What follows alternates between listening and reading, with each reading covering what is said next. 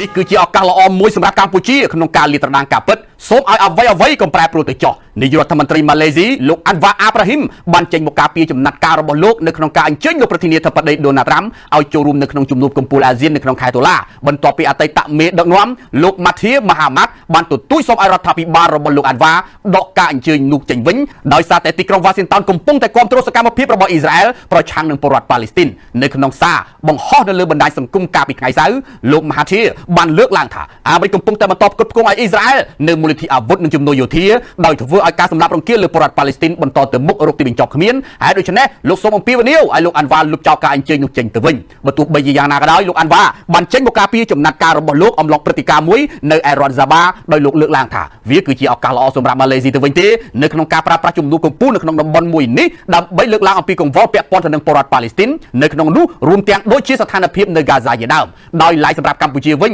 បើអ្វីមិនប្រែប្រួលក៏ជាឱកាសល្អដែរនៅក្នុងការជម្រាបជូនលោកប្រធានាធិបតីដូណាល់ត្រាំឲ្យបានស្ដាប់ឮផ្ទាល់នឹងត្រជាអំពីស្ថានភាពជាក់ស្ដែងនៃចំនួនដែលកំពុងតែកើតឡើងនៅតាមព្រំដែនកម្ពុជាថៃផងដែរលោកនាយករដ្ឋមន្ត្រីអាន់វ៉ាដែលបច្ចុប្បន្នតំណាងឲ្យម៉ាឡេស៊ីក្នុងនាមជាប្រធានអាស៊ានបដូវវេននៅក្នុងពេលបច្ចុប្បន្ននោះបានប្រកាសកាលពីថ្ងៃទី31ខែកក្កដាថាលោកដូណាល់ត្រាំនឹងចូលរួមជំនួបកំពូលថ្នាក់តំបន់មួយនេះដែលគ្រោងនឹងធ្វើឡើងចាប់ពីថ្ងៃទី26ដល់ថ្ងៃទី28ខែតុលានៅក្នុងទីក្រុងកូឡាឡាំពូលោកអាន់វ៉ាក៏បានបញ្ជាក់ផងដែរថាលោកដូណាល់ត្រាំបានបញ្ជាក់តាមទូរស័ព្ទពីការចូលរួមរបស់លោករួចហើយលោកអាន់វ៉ាបានបញ្ជាក់បន្ថែមថាការចរចាគឺមានសារៈសំខាន់ណាស់ហើយសម្លេងរបស់យើងនឹងជួយការពារការពិតនិងយុត្តិធម៌ប៉ុន្តែអ្វីត្រូវតែធ្វើឡើងប្រកបដោយយុទ្ធសាស្ត្រនិងភាពឆ្លាតវៃដោយត្រង់ចំណុចនេះលោកបានបញ្ជាក់ថាការអំពាវនាវឲ្យផ្ដាច់ទំនាក់ទំនងជាមួយអាមេរិកគឺជាសកម្មភាពដែលមើលរំលងផលប្រយោជន៍សេដ្ឋកិច្ចរបស់ម៉ាឡេស៊ីជាពិសេសនៅក្នុងការនាំចេញផលិតផលបច្ចេកវិទ្យាខ្ពស់